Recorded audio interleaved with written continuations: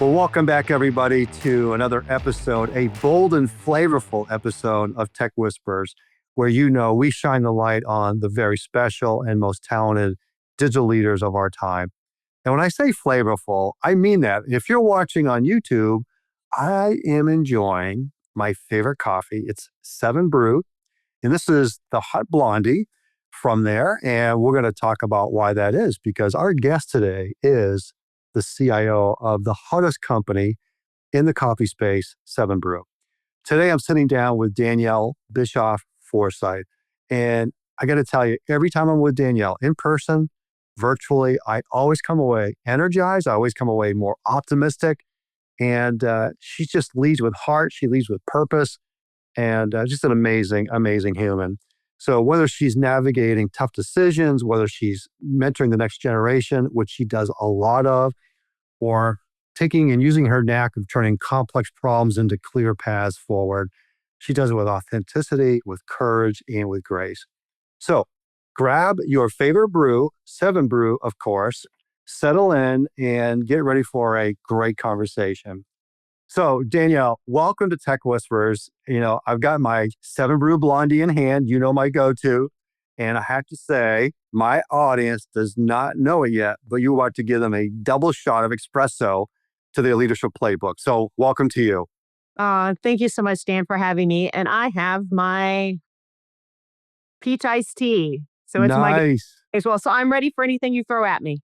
I have not tried the iced teas yet, but summer is coming and I'm going to dip in. So, well, good to be here. We've been looking forward to do this for a long time.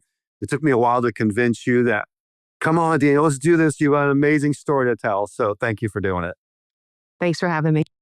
Let's start with the incredible 7 Brew coffee story. In my intro, I talked about, legit, it is my favorite coffee and coffee company. Part of that's because of you, but also it's just a great product. So exciting news, a lot of growth. You're there at a pretty special time. So tell us the story about the company and just the growth behind it. Yeah, so 7 Brew Coffee, if I think of one word to describe it, I would say rocket ship. It is just growing like no other. And it's, if for those that don't know about 7 Brew, it's a drive-through drink concept. And it's not just coffees. We've got energy drinks. We've got smoothies, milkshakes, teas, lemonades. So anything that you could possibly want, 7 Brew has it. And when I say rocket ship, it's all about the growth. We have over 400 locations currently, and we're in 33 states. And, when you think about just last year alone, we went from 180 locations, or what we call stands, to 330. This year, we're adding another couple hundred, and there is no end in sight to the growth. You ask about, the story, and, when I think about the story, what really goes with that is the mission. And the mission of 7 Brew is to cultivate kindness. It is what we are all about. And our goal is to deliver a positive experience to our consumers. And it's everything that we're focused on. And if you think about positive experience, it doesn't just mean being nice. That's what, kindness is. But kindness is that we respect your time. And so we want to serve you with speed. It means that we want you to have a high quality drink of your choice. We want it to be accurate. So when you have a very custom order, which most people do, we want to make sure that we get that right for you. And so the whole idea of cultivating kindness is all wrapped up in that and that positive experience. And it's one where our baristas have a very authentic experience with you.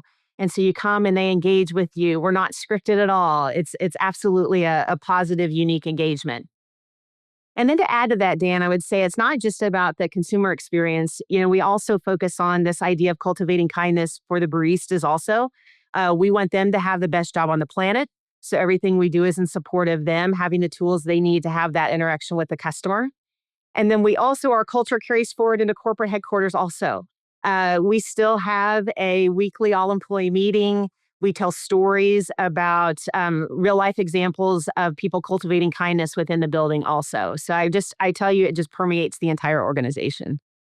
Well, having been at many a 7 Brew, my friends Matt Nichols and Michelle Taylor and I always go find 7 Brew.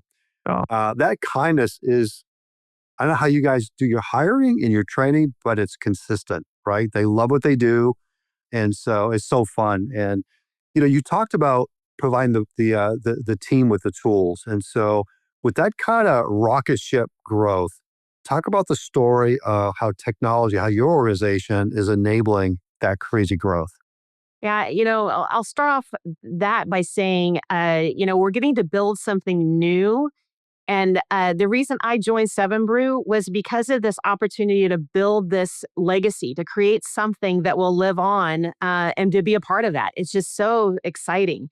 And I, as the technology leader, have a very critical role to play within the organization. And, I just described to you the company mission. Our job in tech is to deliver against that company mission. And the way we do that, we have our own mission that's aligned to that. And we are number one focused on delivering business capabilities. So everything we need to do here to enable this business to grow like it is and have those capabilities is what we're all about. But in IT, we're also responsible for making sure that our technology platforms are scalable, secure, supportable, and resilient. And so that's something that we preach all the time. Again, driven by the business capability, but it has to meet those four criteria to enable the mission of the organization. And when we think about the technology, it's the technology that the consumers see, it's the technology that the baristas use, and then it's the technology that we use here at corporate headquarters to drive this business as well. So good. I love that business capability, right? And how often do you have a chance to build something new, right? This is pretty special for you and your team. It is. It is. So exciting. Well, Danielle, I've got a number of very passionate, Danielle loving mystery questioners. And this is always kind of a game with me and my guests. Like you're trying to anticipate who is it? Am I going to get it right? And it's so fun, but it's really special because it really helps me unpack the special stories of special people. So I think I've got maybe a half dozen. I want to get one out of the gate because there's one that you're going to know I would have asked him to be part of this for special reasons. So I want to start there. And Okay. plus the question is so good. So let's listen into this first question. One of the things when I think about Danielle and what her superpowers are, many came to mind. One that I would just highlight in general is just her ability to elevate teams through some of the toughest challenges. She's not Pollyanna about the challenges, and she's very candid and transparent with her teams about when they're going through challenging situations. But she finds a way to motivate them. She finds a way to craft a vision that resonates. She finds a way to really inspire them to want to get to the other side and not give up and be just content to become the victim. She's always found a way to how to become a victor in this and win in the long term. Oh, of course, that's Mike Goodwin. Wow. Mike, longtime mentor, a huge sponsor for me. And I owe much of where I am and who I am to Mike, for certain. So it's so fun to hear his voice. So let's think about his question around inspiring teams to victory. Probably a lot of what he did for me, he pushed me and gave me the courage to tackle new things. And so when I think about the question around facing challenges, I love it that Mike mentioned that I'm not Pollyanna. And because I will tell you, early on in my career, I had a self assessment that said that my life theme was positivity. And so I do know that I show up in an extremely positive way, everywhere I go. And I do know I love problem solving. And so the combination of those, is usually pretty good for our teams. But this idea of making sure that I not only am positive and excited, but I think through and bring awareness to what could go wrong or the negative sides of things. And I had an executive coach that also helped me with that. She said it's important for you to, cheer the team on and make sure they have everything they need to succeed, but make sure that you think through what could go wrong in the negative and be transparent about that with the team. Because it can be inspirational for them to know that they can overcome that they can rise to the occasion, that even if it's bumpy, we'd figure it out. And so I think that ended up, again, very early on being a key leadership approach for me is, yes, I can still be my natural positive and energetic about getting there and rooting the team on and doing everything I can to support them. But I think it's important to not just be positive or to be Pollyanna and try to hide the negative that could happen. I think it's important to bring them out, and then the team can tackle those challenges. Well, awesome question, Mike Goodwin. Thank you. You guys go back to Hallmark days, right? Which were pretty special times, and really great leadership came out of Hallmark. And the reason I said earlier that you would assume Mike was one of the questions because he's who introduced us, right, years ago. So always appreciate that. We've got a couple of other of your buds from Hallmark days. So I want to tee up a couple more of these folks who have known you for a very long time. So listen into this next one. Danielle, I've always considered you someone who has a pretty high get it factor. Your ability to work with your team on highly complex issues and put forth the energy not only to learn the complexity of the issue, but you immerse yourself not as their high-level manager, but as a team member. This is something that I've always admired about you. Can you tell me how this has aided in your career, and what is the process you go through in solving these complex issues? Okay, so that's Tom Ryder, a fantastic peer of mine at Hallmark.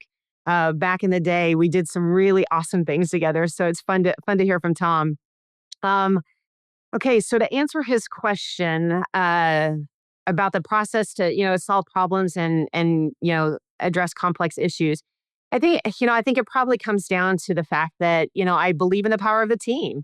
And I value when I have teammates with different experiences, different perspectives, different skills that come together to solve the problem. And I think on top of that, when you have a group of people with different perspectives, you're going to have a good debate.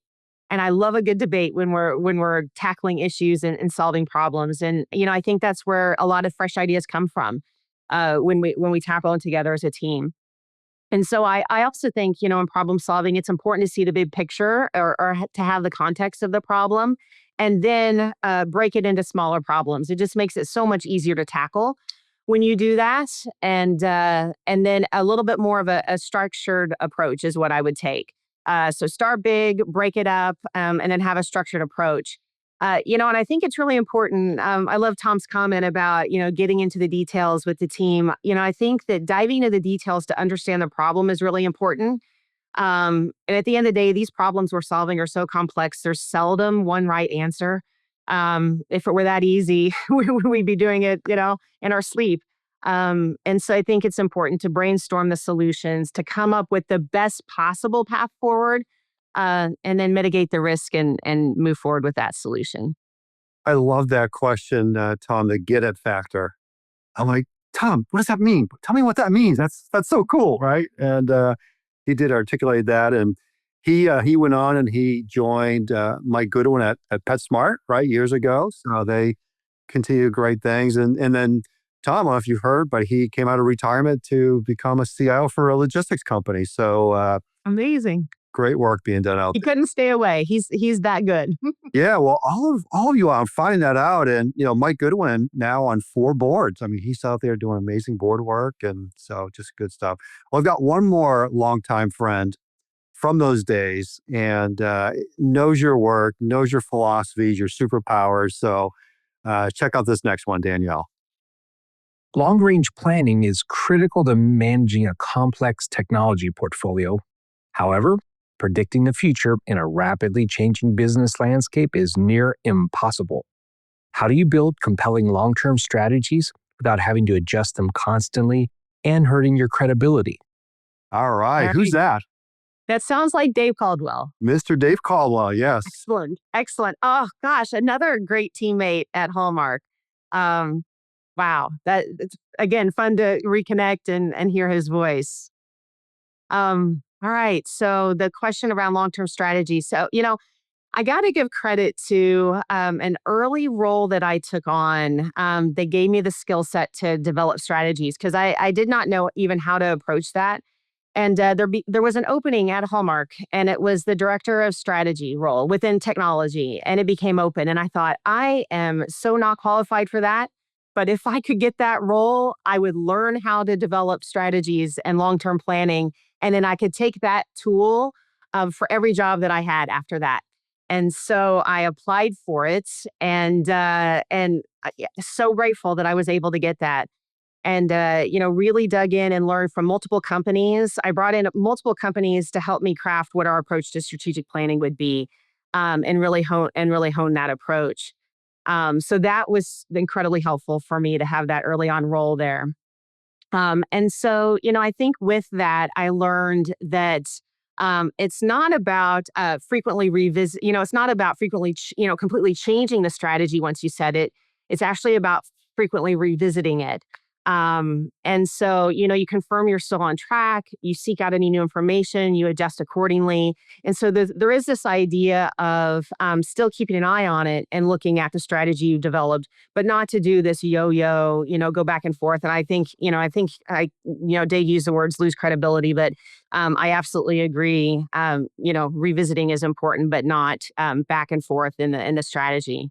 And I think with that, being able to revisit and make adjustments, you have this idea of agility, the ability to change and adjust your strategy. And I think that's incredibly important too. And that, another experience comes to mind when I think about strategic planning. I'd love to share. It's another early on career thing for me, but I had the opportunity to work for a company called Institute for the Future. They came into Hallmark and helped us with our long-term planning. And, they say they can't predict the future, but you can forecast what might happen. And so I learned this skill from them of looking at, they call foresights or signals in the environment, and create insights from those. And then look at what's happening in the world. And then with regard to your company, look at where you can innovate. And so what this caused me to do, I learned from them, is I feel like I'm always scanning the industry. I am always looking at technology innovations, whether they seem to directly impact, what we're doing here. I'm always reading. I'm networking with really smart people in this space, and just constantly learning and looking at what's going on in the world. And then come back and say, all right, in the context of that, where could our company either be surprised, where could we be threatened, or where could we create an advantage?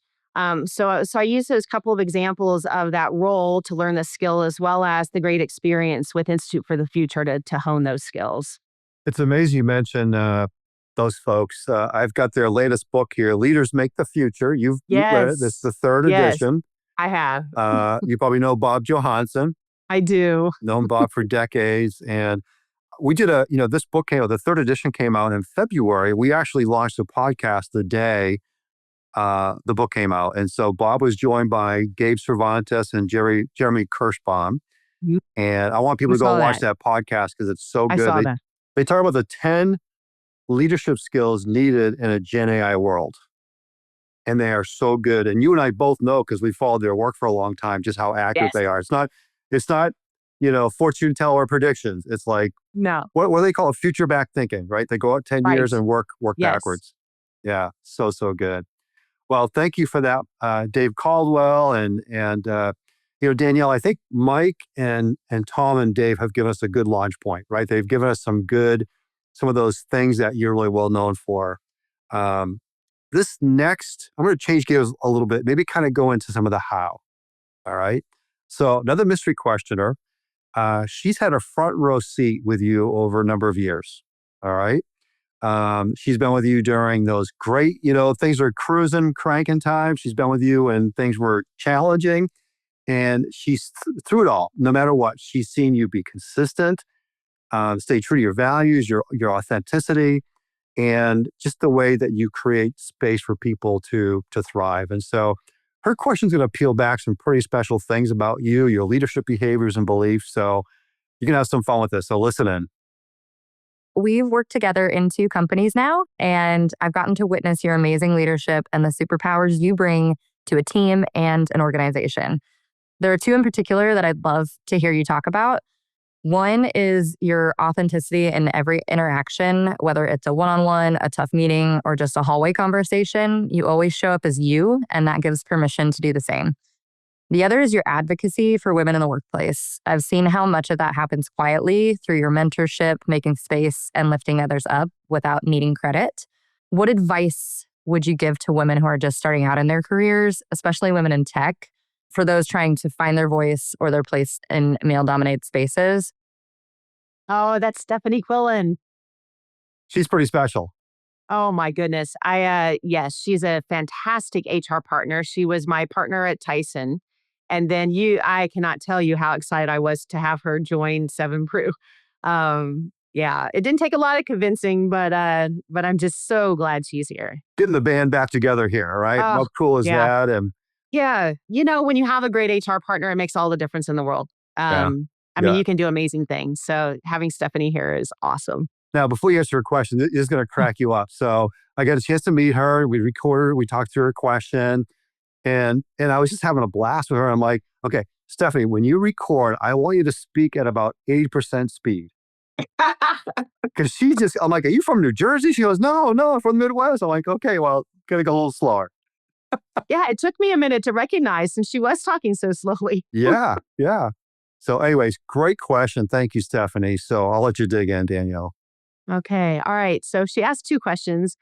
The first one was about how I show up. And, I think she hit the nail on the head. I mean, I think it's just about the authenticity for me. So it's important for me to be me, whether I'm at work, whether I'm at home, whether I'm at a social function. I'm myself. I'm not trying to be something or someone I'm not. And if I try to do that, I feel like they're not getting the best me anyway. At the end of the day, if what I bring or how I bring it doesn't resonate or isn't needed, then maybe it's not the best position or place or even relationship for me. So I really believe that. And the same, I think Stephanie mentioned it, but I also want that for everyone around me. I want the best possible version of each person. I want them to show up as their self. I want them to be comfortable to speak their mind. I want them to share how they feel. I want them to take opposing positions in that debate. I want their ideas to be heard. So I think that's another element. I want me to be me. I want them to be them. I think that's how we get we get the best work done. And then her second question was around advice for a woman, probably early career. I think it was.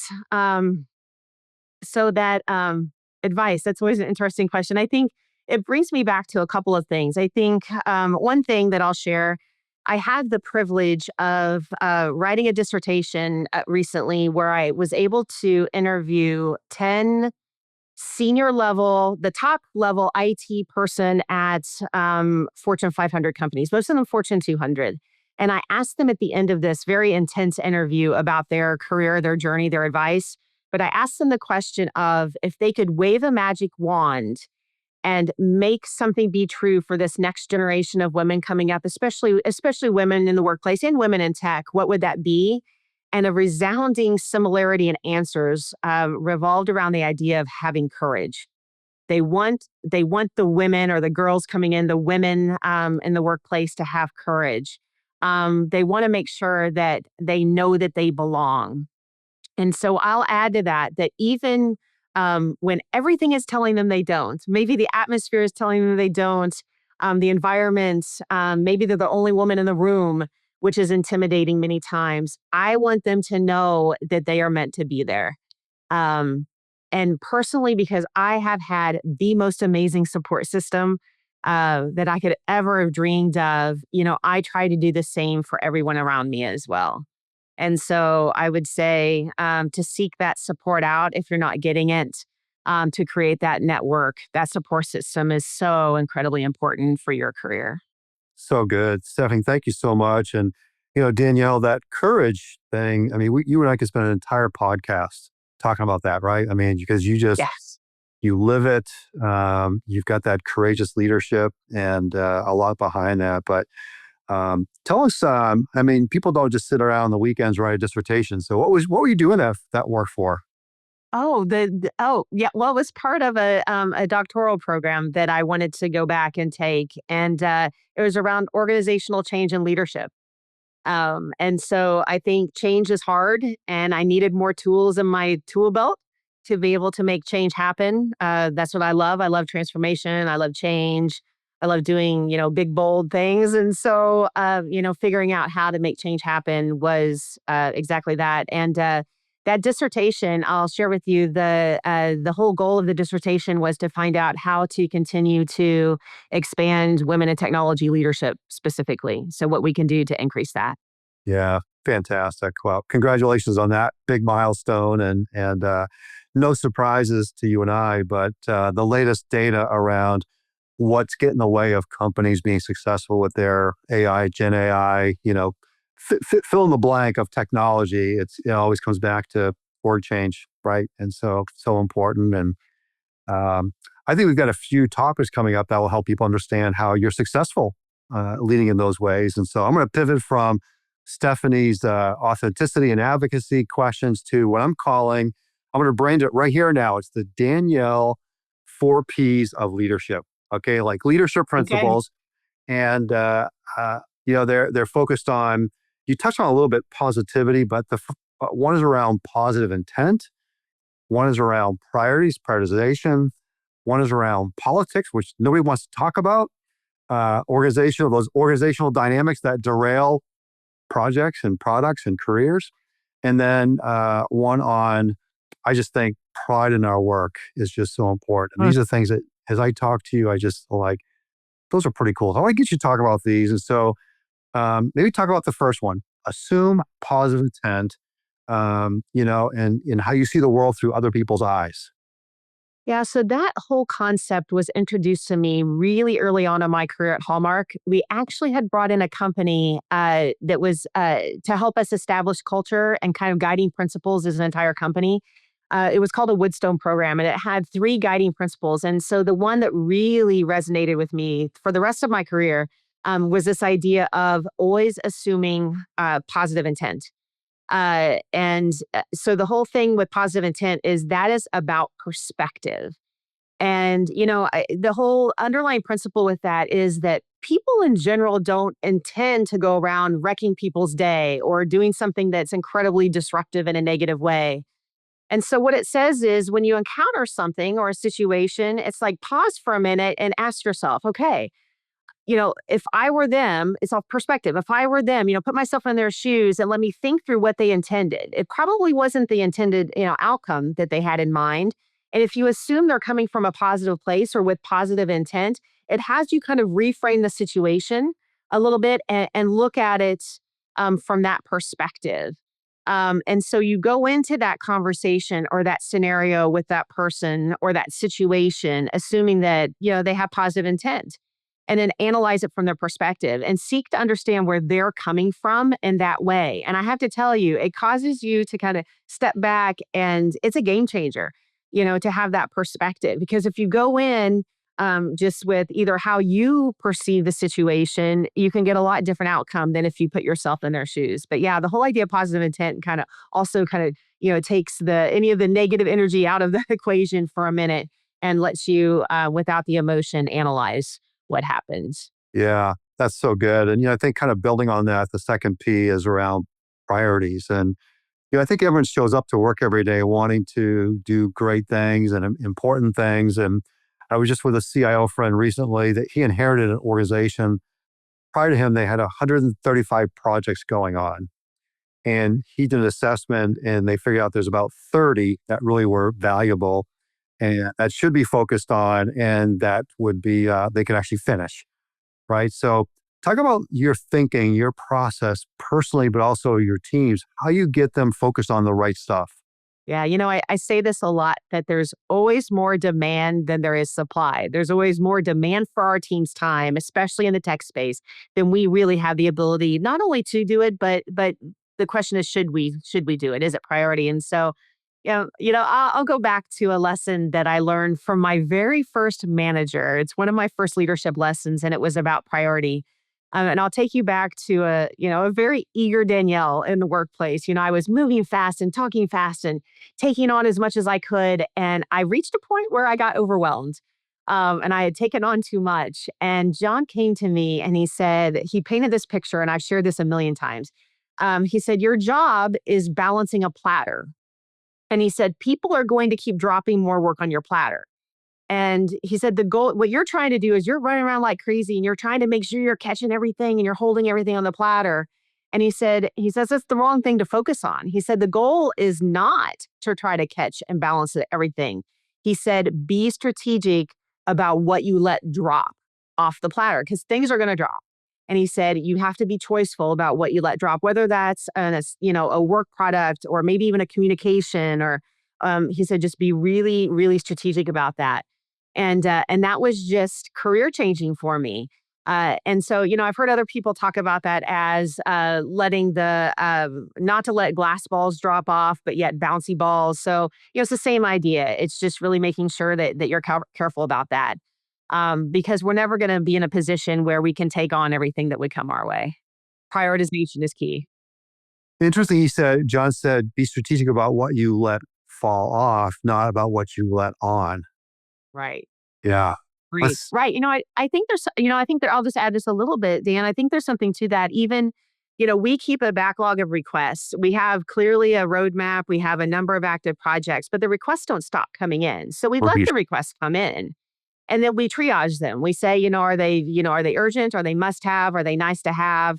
And we do go through, a prioritization process just upon intake. And then we go through formal prioritization periodically with that list as well. We look for opportunities to bundle them. We look for, opportunities to put them in a release, or we look for opportunities to say no, where if we're never going to tackle something, then to go ahead and shut those down too. But yeah, I do think that the work never stops coming. Yeah. Really good. Thank you, John. This next one, I'm going to assume positive intent with all of our industry colleagues who do not want to engage in organizational politics. I get it, right? But it's to their own detriment, right? And so I always tease a room full of leaders. I'm like, how many of you woke up, jumped out of bed and said, I can't wait to go deal with organizational politics today? No one's raising their hand to that, right? But how do you think about that? How do you approach it? How do you help your teams be successful, just given how the dynamics of getting stuff done, right? Right. No, you're absolutely right. And I'll give credit to a valuable lesson I learned from one of the corporate coaches that I had. Her name's Ellen Karp. Oh, she gave me some really tough love lessons during my career. And one of those is she had given me a book. It's an old book. So, and it's probably not politically correct, but it's Nice Girls Don't Get the Corner Office. And the only reason I reference that is because it actually calls out, probably 100 mistakes that women make in the workplace. And one of those that resonated was the mistake is around avoiding office politics. And the assertion in the book is if you don't play the game, you can't possibly win. Well, I heard that and I was actually had a physical, negative reaction. And I was like, Ellen, the word politics is bad. I'm not going to play the game. That's bad. That's not me. I'm not that person. And she taught me a lot about politics. And so she said, the first thing is, let's just be clear. Politics are simply a tool to get things done by definition. It's knowing who to talk to. It's knowing where to get approval. It's knowing who to sell. It's knowing how to fast track things. She said, it is the way to get things done. That's the definition of politics. And so she got me to believe that after several sessions of convincing me, no, this is the definition. That's not positive or negative. It just is. And so embrace that as a concept. And then she said to me, if I use my powers for good and not evil, then I can get more good done. And I thought, sign me up for that. So then it's a positive tool. Leverage the politics to get things done and get more good done. And I share that story all of the time with my teams. Their reaction was typical as mine, as what you described. It's negative. Politics, a lot of times brings up a negative connotation. But at the end of the day, if you can figure out how to navigate, you can get more good done. I can see how she hooked you right there. Yeah. That's how she got your attention. Yeah. So good. Well, highly endorse that. This could be like the most valuable nugget for most people. So thank you for going there with me. And the fourth P is maybe on the surface seems a little obvious, but there's a lot behind it, right? The whole idea of pride in our work. And, how do you instill that? How do you make that part of your culture? How do you help people find genuine joy and ambition in what they do? Yeah, the word pride also makes me think of one of my early leaders. So Tony Myers was one of my managers that I had when I first thought about leading people. I was an individual contributor at the time, and I went to him and I said, I think I want to try this, but I don't know. I don't know what it entails. I don't know, how to do it. I don't know if I'll be good at it. And so he actually gave me an opportunity to lead. It was 3 people at the time, like formally, had them reporting to me in the system. I had to do, I got to do performance reviews and salary planning and everything, provide all the direction, the goal setting, everything. And it was a big aha for me. So what I remember is the enormous pride I felt leading people when they had a big win or a success. I felt this immense pride. And so that's the feeling that I love about the role. And so when I think about my team, I want them to have that feeling. I want them to be proud. I want them to be, whether they're leading a team, I want them to be incredibly proud of the team's accomplishments. Whether they're an individual contributor, I want them to be proud about what they accomplished.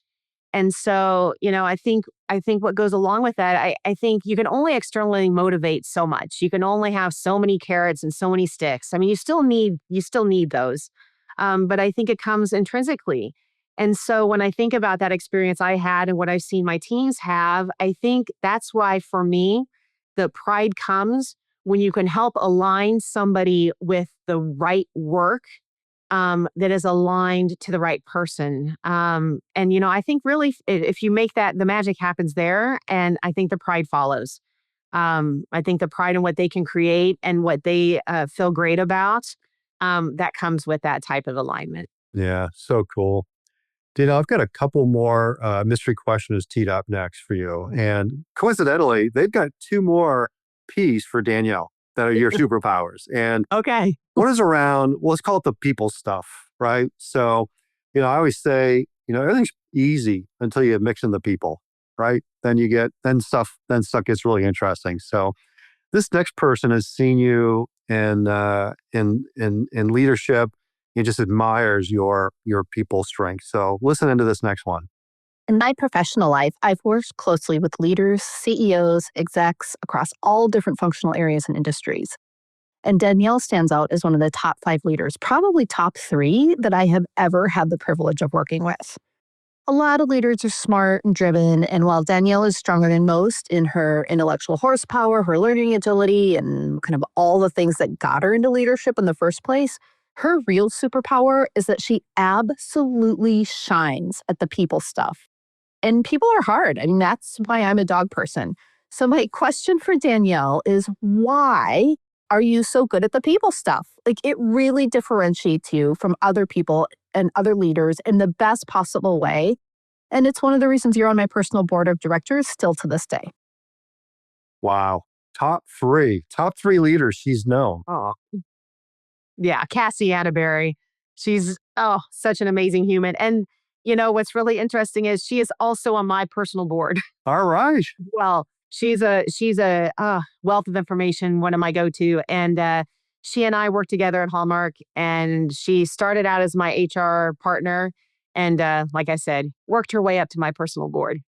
Thank you, Casey. Yeah. So great question there. So dig into the people stuff. And I want people to take notes of this. Yeah, your answer here. Oh, thanks, Dan. I'll tell you my immediate reaction is I'll give Cassie credit for a lot of this. I remember it was funny when again, mid-career at Hallmark, and, inevitably the people issues are hard and there are issues. And I used to have a philosophy that was, well, wait a minute, it's not personal, it's just work. Can't we just take care of this? It's not personal. And she actually came to me and said, that thinking is really completely flawed, because when you're at work 8, 9, 10 hours a day, 5 days a week, it is deeply personal. It is what you are creating. You are spending most of your energy, in the workplace creating things with other people. And it is deeply personal. So she really shifted my perspective about people in the workplace, that it is all about the people. I mean, that is what it is about. And so she helped me with that perspective. I think about it being hard, I'll share another story, Dan, just about a time when I was developing a course on giving and receiving feedback. So somebody had come to me and asked if I would come speak on that topic. And I thought, whew, giving feedback is really hard. I don't know that I'm great at it, but I'll put together this presentation and share this. And through the course of developing that presentation, I realized, so I talked a lot about how I approach giving feedback. And what I realized is that even though I had lots of practice, I always felt it in my gut. I knew it would always, if I had hard feedback to share or something that I knew that maybe would be news to the other person or that might be seen as negative or something developmental, that at the end of the day, even though I've given feedback a lot of times, probably hundreds or thousands of times, that it's always going to be hard. And so what that taught me was, after I put that session together and I was like, all right, so it's always about the people, but it's always going to be, you're going to feel it. It's going to be difficult. It taught me to really take care with all of the people aspects in our leadership positions. And it taught me that always address the issues, even if it's going to be hard, because it is going to be hard, but you need to address them. But at the end of the day, I knew I had this, talk about positive intent again. I had this positive intent that I did it for them to be better, for all the people around me. I wanted the best for them. And so if me providing that feedback or me addressing the issue or me tackling the hard people problem would help do that for the individual and the team, then it needed to get done. And, now I'm talking through this, I think there's one of my favorites is Simon Sinek. I'm sure we all know him. He's got a bunch of really great material out there. But he has a saying that leadership isn't about being in charge. It's about taking care of the people in your charge. And I think that's what it's all about. I just absolutely love that. Very Simon Sinek-y for sure. Yeah. It is. That's good stuff. And I love what you're doing now, Danielle, which is how you're tying all these different things together, right? Because they all interrelate, right? All these things we've been talking about. And there's one more, another mystery questioner, the next P. And it's something that it's really hard to describe, but you know it when you see it. It's one of those things. It's executive presence. He talks about your executive presence. So listening to this, he's got a unique vantage point. And so I think we'll have some fun with this. So check this one out.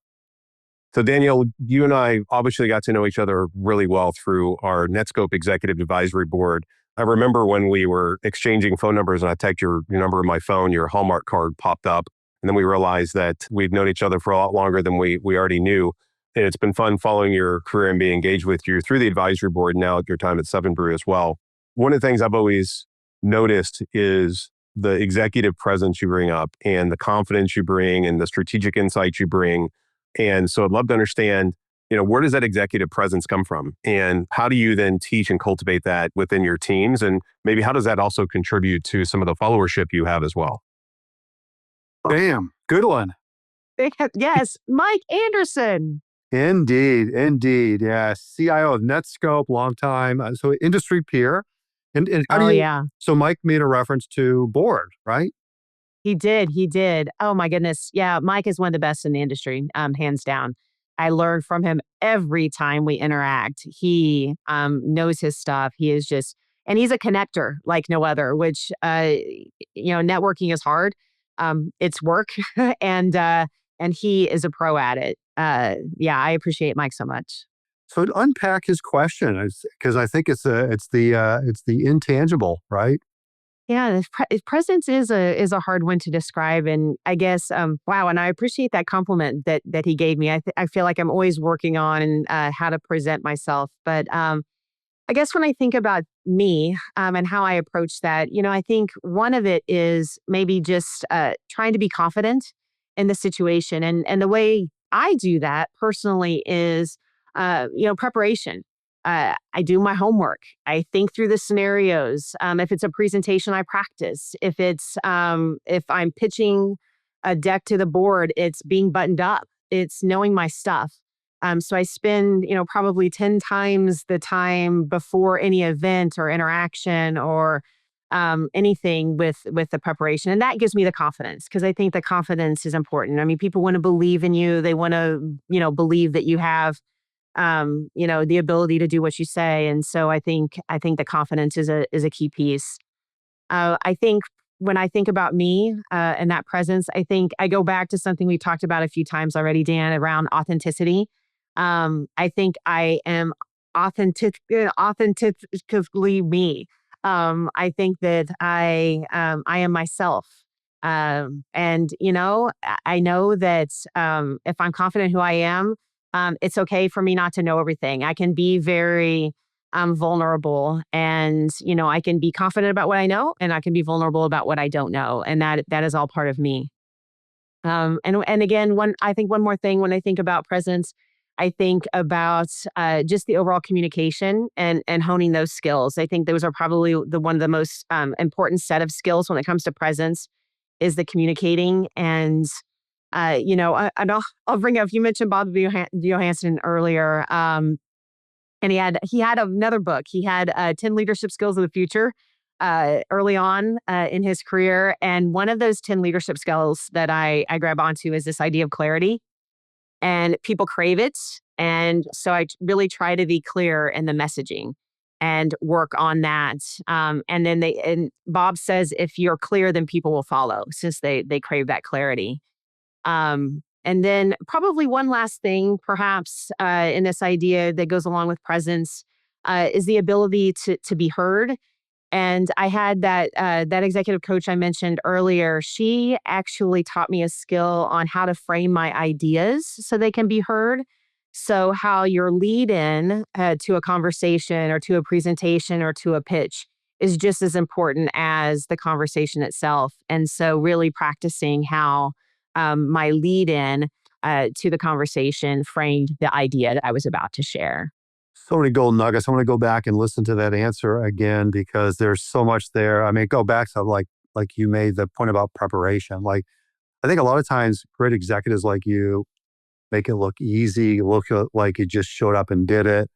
But like you said, 10x on the preparation, right? You got to put the work in and all those other nuggets. So good. Well, thank you, Mike Anderson. And you're on the executive advisory board of Netscope. Great organization. It's interesting his question because when we developed our Exec LX leadership programs, that's for like your direct report level. Talked to at least 24 CIOs. We said, what are you looking for? What's the muscle you need to see more in your direct reports? Number one answer, that executive presence. And so big shout out to Bonetta Raby who teaches that for us. She's amazing faculty. So you're also on, I guess there's a theme here, another board called Net Zero. And I love their tagline. I want you to tell us about it. Have your beer and eat it too. What does that mean? Yes. So Net Zero, what an amazing organization. So the company of Net Zero is to eliminate food waste. And so they have patented technology that takes food waste and they process it and make human consumable product on the other side. And it's such a great cause. And I'm so honored to be part of that organization helping to shape their future. So good. Well, I know there's going to be a lot more board work in your future here, Danielle. One of the really cool, fun things we do in the podcast is we've got our Tech for Good, right, initiative. And this is where we really lean into the STEM nonprofits in our field, or STEAM for that matter. So I'd love for you to tell us, who's on your mind right now. We gift this scholarship to our Tech LX leadership program. So is somebody come to mind that you think would be deserving for that scholarship? Oh, absolutely. So the organization I choose is the Women in Technology of Northwest Arkansas. And, the person who founded that, who I'm close to, is amazing, Tiffany Benitez. And when she first told me she was going to launch the organization, my only comment to her was, it's about time. We have needed it here. It is something that just makes such a difference for so many people in this area. And in no time, so she started out in Northwest Arkansas, and she has launched chapters in multiple states across the country. I mean, this thing is, growing like wildfire, helping so many women in tech across the country now. I'm just really proud about what they've done. Fantastic. So Women in Tech, Northwest Arkansas. Thank you, Tiffany. I mean, she casts a long shadow. She is a busy woman, right? She is a powerhouse. Powerhouse. Yeah. Powerhouse. Well, maybe as a transition, and nothing happens on this podcast by coincidence, but let's listen to the next mystery questioner, Danyel. Just see who this is. Okay. Danyel, you are one of the most incredible and inspirational leaders that I personally have ever worked with. I've worked for some of the largest companies, and I will say you by far lead by example. You by far are just so inspirational in how you really bring your whole self to the table. And so I'd like to know, what is the one thing that you consistently bring to every company, every team, every associate that would noticeably be missing if you were not there? Oh, Tiffany. Speaking of Tiffany Benitez, yes. Thank you, Tiffany. Oh, that's so great. Yeah. So I can't, hopefully I can share a funny story about how we first got connected. So I had an open position at Tyson. It was a very specific technology leadership position supporting a very specific space. And she was one of the people who applied for that. Well, what happened was I interviewed a candidate that actually met every single requirement and had specific experience in the space. And I interviewed this candidate before I met Tiffany. And so pretty much, I knew who the shoo-in for the job would be this individual. Well, I meet Tiffany, and like I said, she is a powerhouse. I mean, she is making change happen. She does it in a way that is, so inclusive. She has even more energy than I have. And after I met her, I thought she wasn't the person for the role, but we were going to find her a place at Tyson Foods. And so I went out on a journey to find somebody that had an open position to hire her. And when I went to that person, I said, "You have got to hire Tiffany." And his comment back was, "Well, do I get to meet her first?" Oh, so I'm so grateful she joined Tyson with us and did amazing things there. But anyway, yeah, to answer her question about maybe what I bring, I think it gets back to what we've talked about. Hopefully, I try to be me. I think authentic leadership is what I bring.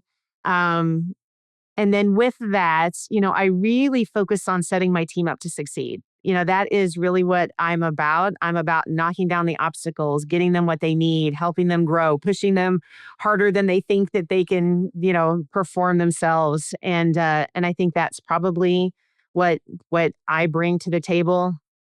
I think she mentioned our work, just with amplifying voices around me, with, lifting others up, especially women and women in tech. I would agree that is a main focus as well. So I would hope that would be missing if I left, being able to amplify those voices. I think it just goes back to, I'm so incredibly grateful for the support I have received, and I'm just trying to pay it forward the best I can. So hopefully that would be missing if I left. Well, I think that is right on point and probably a lot more. So thank you for that, Tiffany. And thank you both for all the great work you're doing out there. And, Danyel, I've thrown a lot of stuff at you, and we're going to spend a little more time together. I'm thankful for this to talk about your CI.com article next. And we're going to post that next week. And we're going to really get into, how do you navigate, how do you orchestrate a successful career? And so I want to thank you in advance. But I've got one more thing for you. This is a gift to you. Aw. So just a reminder to people, you were at Hallmark for 28 years. Okay. You had an incredible career there. Then you went to Tyson, now 7 Brew. And so I, with a little help from a friend of mine, I wrote this for you. This is the a Hallmark-like card for the 6 Ps of Danyel's leadership. All right. Oh, So all right. just this is now you can sit back and put your feet up and relax. All right. So here we go. When the pressure is high and the path isn't clear, she leads with intent and keeps purpose near. She knows what to pause and what to pursue because priorities matter in all that we do. She plays the long game, knows how to connect, navigating politics with earned self-respect. She built up her team with pride in their role, fueling joy in the work and a mission with soul. With people, she's masterful, kind yet precise, teaching presence that lands with calm and with spice. So here's to the leader who makes it look breezy. Thank you, Danyel, for making leadership look hallmark easy. Oh, thank you, Dan. That's amazing. That is, we have these tools available now. So I got to give credit, right? But, I thought, how do you do something special for a special person? So that is my outro to you. Oh, thank you. Thank you so much. This was a blast. The time flew. Are you glad you did it now? Oh, I'm so glad. Thank you for the opportunity, Dan. It's been a great journey. Good. And I always say to people, go back, play this one again. If it's on, I want to just go back. I'm going to sign off with my amazing hot blondie here. I'm going to finish it now. Cheers.